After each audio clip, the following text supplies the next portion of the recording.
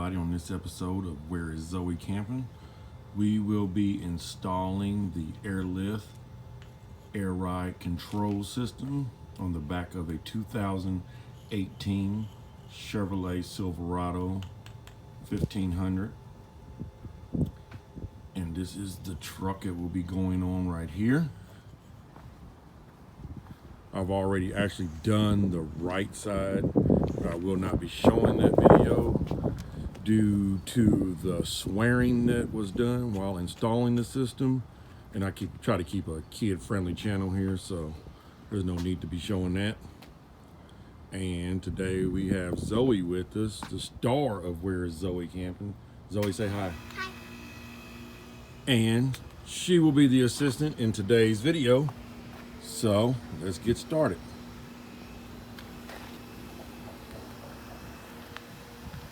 The left side is the side that we will be doing today. We're going to start by jacking up the rear of the vehicle, removing the left tire. I've already placed wheel chocks in the front, so we will catch that right there on the rear end. The wheel remove, we will start here with removing the ABS sensor wire clip right here, because you will be replacing that with a one provided in the kit.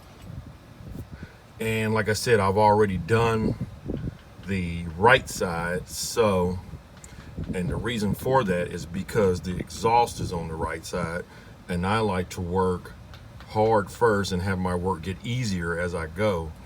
The right side is the very difficult side to do first. So if anyone is going to install this, please do the right side first, and then that way your task will just get easier as you go along. This clip. I just like to work it on a little bit on both sides. I actually have a tool in the garage for this, but I'm just being not really feeling like getting up going to go get it, so I just do it with a screwdriver.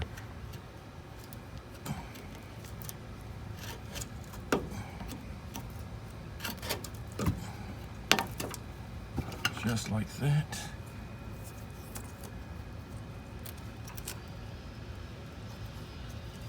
And you still have to pry it apart and get it open.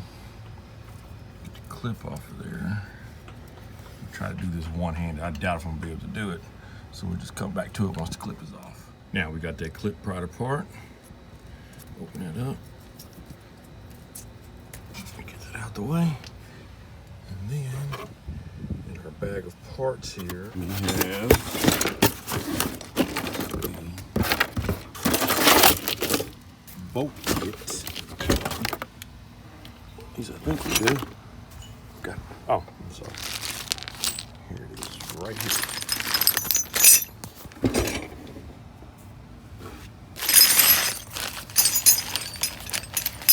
So, it's a bolt. A larger washer. Hey guys. So we're coming over to speak.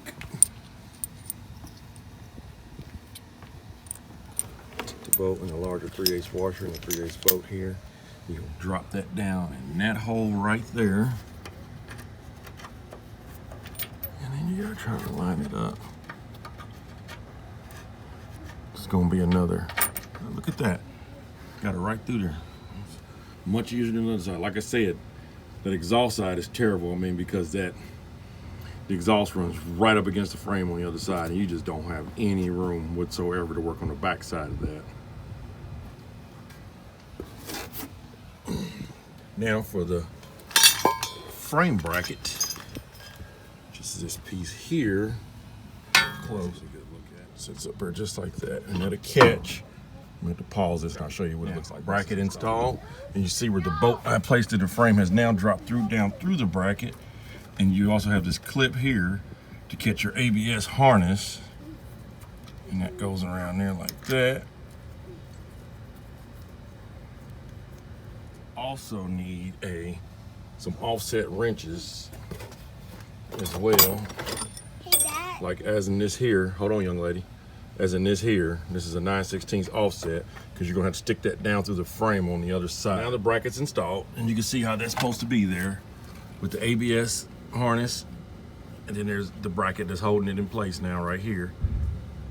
And then we also have the carriage bolt hole right there. So now there's going to be a carriage bolt, a fender washer, and a fender washer. There's the carriage bolt right there.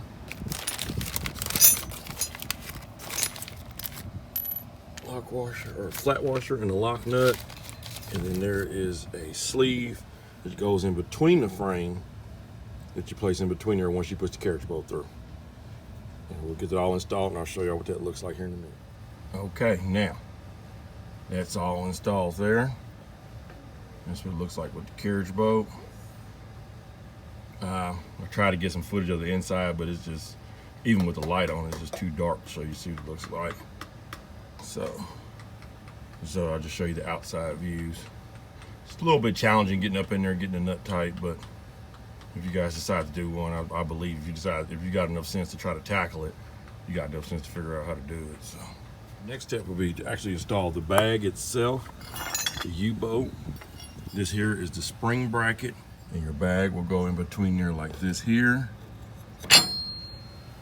U-bolt here will actually hold the spring mount down.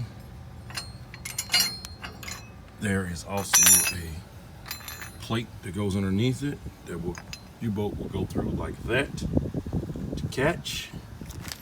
And you have two nuts and two washers here.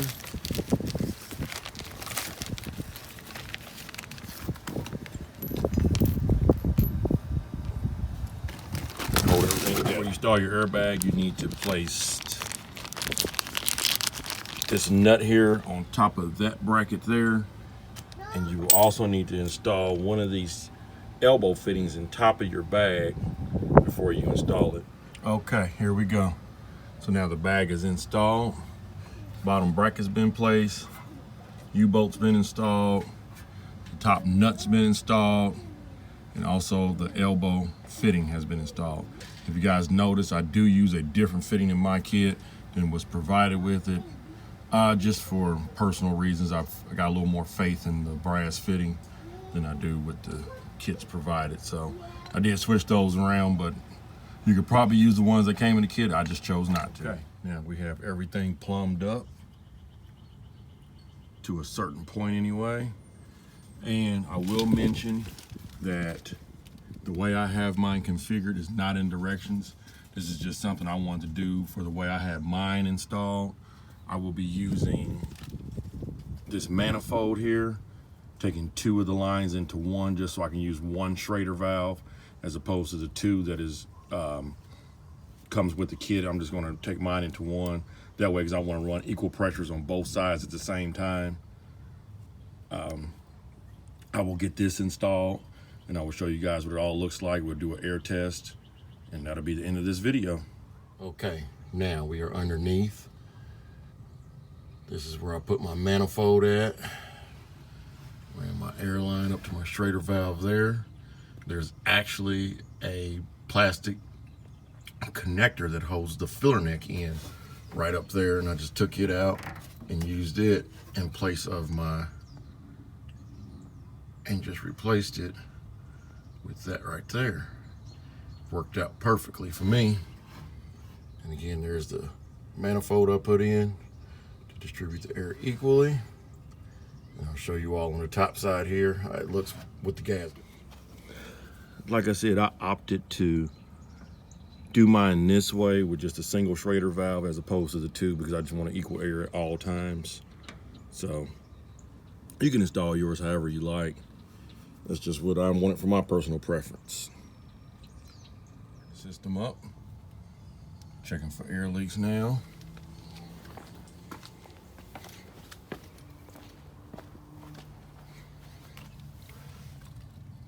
I'm just doing an audible check. I'm not gonna get the soap and water out.